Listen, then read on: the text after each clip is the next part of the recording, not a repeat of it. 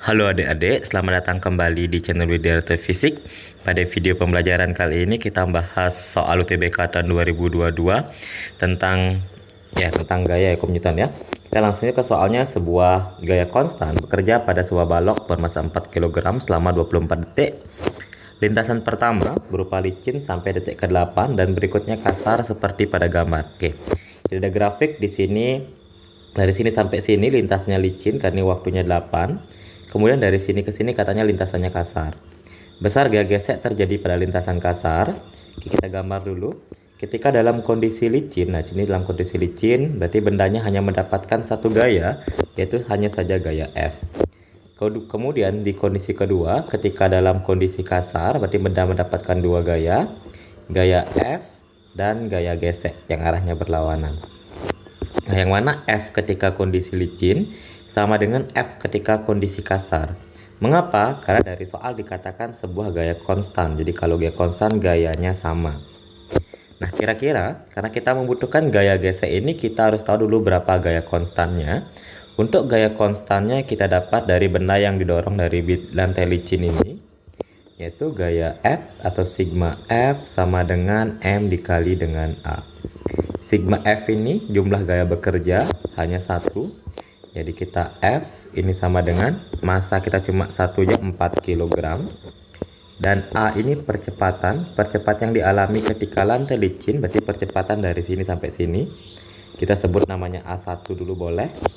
Yang mana A percepatan dirumuskan dengan perubahan kecepatan atau delta V dibagi dengan selang waktu atau delta T. Di sini kecepatannya berubah dari 0 sampai 6. Berarti kecepatannya adalah 6 dikurang 0 dibagi, kalau delta T nya aja dari 0 sampai 8, nah berarti 8 kurang 0, 6 kurang 0 adalah 6, 8 kurang 0 adalah 8, kita sederhanakan jadi 3/4, sama-sama dibagi 2 ya, jadi 3/4. Nah setelah kita tahu A nya baru masukkan ke sini, A1, jadi kita mengetahui bahwa 3/4, maka dengan demikian nilai F nya adalah 4. Jadi nilai F kita adalah 4. Jadi gaya dorong ini adalah 4 Newton. Nah, sekarang setelah kita tahu gaya dorong ini 4 Newton, baru kita bisa menentukan gaya gesek. Oke, ketika di sini gaya gesek berarti rumus yang digunakan juga tetap sigma F sama dengan M kali A juga. Nah, kita cek di sini. F nya ada dua gaya, F min gaya gesek, tulis dulu.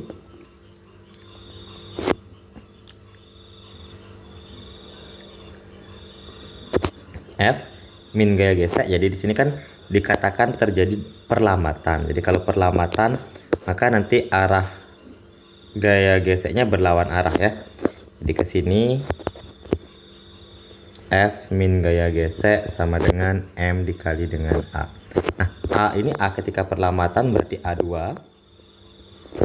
Kita coba menentukan dulu berapa kira-kira nilai A2 kita. Jadi VT sama dengan, jadi dengan rumus yang sama, A sama dengan delta V dibagi dengan delta T. Delta V kita kecepatan berubah dari 6 menjadi 0, berarti 0 kurang 6 per, karena akhir kurang awal ya, jadi 0 dari 6 ke 0 berarti 0 kurang 6 akhir kurang awal. Selang waktunya dari 6 ke 24 berarti 16. Dari 8 ke 24 berarti 16. Nah, sama jadi dengan minus 6/16. Disederhanakan dibagi 2 jadi minus 3/8. Oke, kita masukkan F nya gayanya konstan sebesar ini 4 nya dicoret, berarti 3 Newton ya. Ada kesalahan sedikit. Jadi gayanya adalah 3 Newton. Nah, jadi kita masukkan gaya F 3 Newton ini ke sini. Ini F nya 3 dikurang dengan gaya gesek mau kita cari, massanya adalah tetap 4 kg. Sementara A kita nilainya adalah 3/8. Jadi tulis min 3/8. Jadi 3 dikurang gaya gesek. Jadi 3 dikali 3/8 berarti minus berapa ya? Minus 3/2 ya, minus 3/2 karena 4 coret 1 coret 2. Jadi 3 dikurang F sama dengan min 1,5. Awalnya min pindah ruas ke sini dan F nya kita pindah ruas ke sebelah. Jadi akan didapatkan hasil jadi 3 ditambah 1,5 itu sama dengan F.